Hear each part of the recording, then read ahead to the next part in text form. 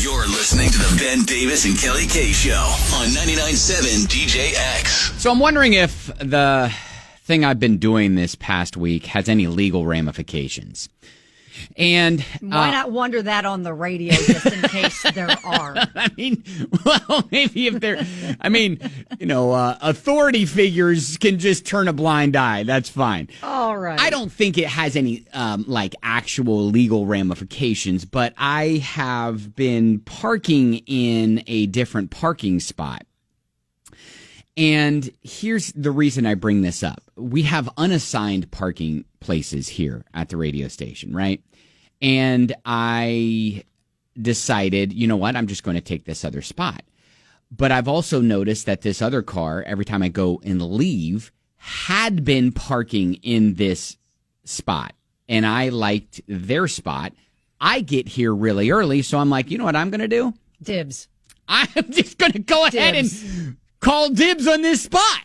Yes. Because there's no assigned parking here at this parking lot, right? There's no numbers. But there is an unassigned parking spaces. You know, if does that make sense? They're not numbered. They're not numbered or anything like that. It's a wide open lot. There's many choices, especially when you get there. Right, exactly. So why can't I just have my pick of the litter, right? Yes. I mean, I do. And so why and be damned if someone had been parking there for years and years, and all of a sudden now my car shows up in their space.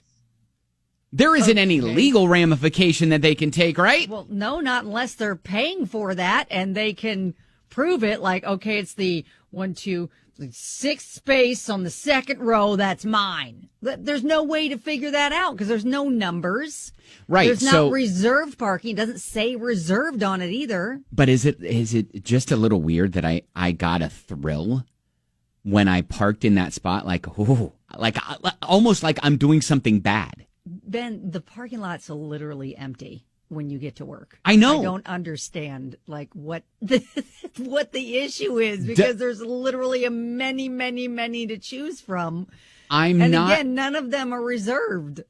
I'm not saying because of something I did, like someone didn't take my spot.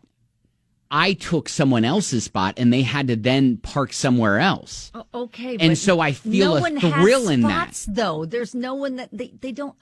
Okay, Kelly, so you don't understand. Like, Obviously this is an unassigned parking place, but you get into a routine. And it's an honor system. Like I just know that car is normally there. Yes. Okay. And now that car has to be displaced. That person who drives that car has to be displaced because I have now parked and decided, you know what? This is the spot I'm choosing. And you know what? Unless you get here before me, then you're going to forever have to choose a different spot.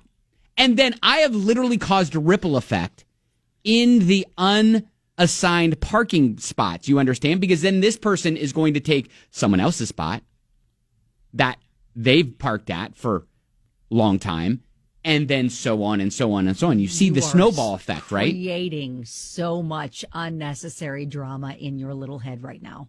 Kim texts in and says, so not only did you take someone else's spot, you're rubbing it in their face on the radio. Good job. Yeah, kind of. Kind of.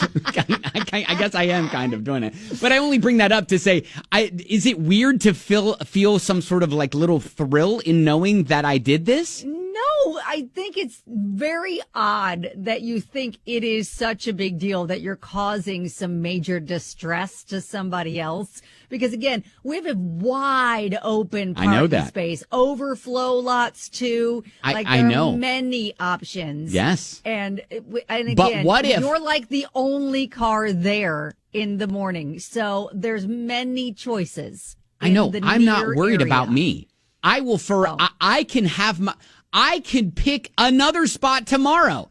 I can pick another spot on Monday. I can pick whatever I want. But I'm just saying the ripple effect, I feel like I have this where someone is going to then get kicked to an overflow spot because of all the people who've had to now choose a different spot because of my one choice. You think the entire parking lot's now no longer simpatico because you've just decided to go willy-nilly and park. Yes, you somewhere finally else. get it, Kelly. You finally see Miranda throwing texts off. and she understands. She says we have a very strict unassigned parking spot policy here at our work. Yeah.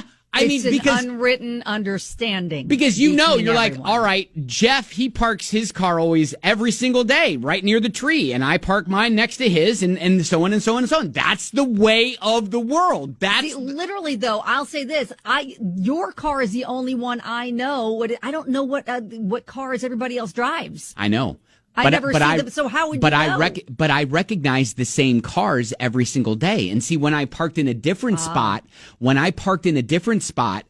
our work, I always saw the same car parked right behind mine or right next to mine. And it was like a little orange car. And I was like, oh, hey, orange buddy. And some days I remember so when I started parking in this new spot, I noticed then the orange car moved up to my spot. So I kind of upgraded that person.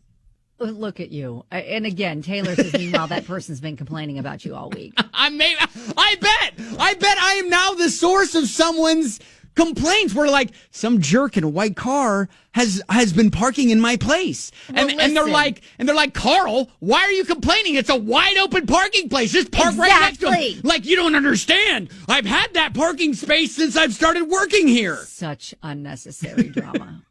This is so unnecessary. The little neuroses you are creating for you.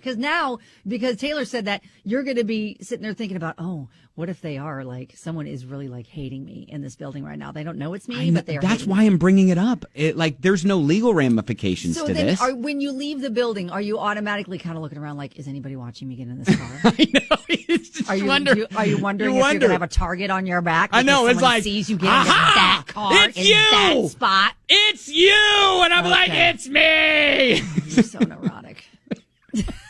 If I come out today and there's a note on my car, I'll know. All right, then. But see, listen, if it gets amplified to that and just be like, all right, show me where the numbers are, show me where it says reserved, show me where this is your spot. I'll just say you are just causing unnecessary drama. Yes, that should be your response. But and you should not let on to the point, fact that you realize that was probably what was happening. But my point in this whole thing is there is something weird about the unassigned parking places that you have, that you go and you park at the same spot every single day. Every single day. This is my spot. And then all of a sudden someone's in your spot, and no, there are no reserved spots, but someone took your spot, and now all of a sudden you're going to have to park somewhere else. And I have now done that to someone. I bet that I am throwing things way off on Thursdays. Yeah, you probably are.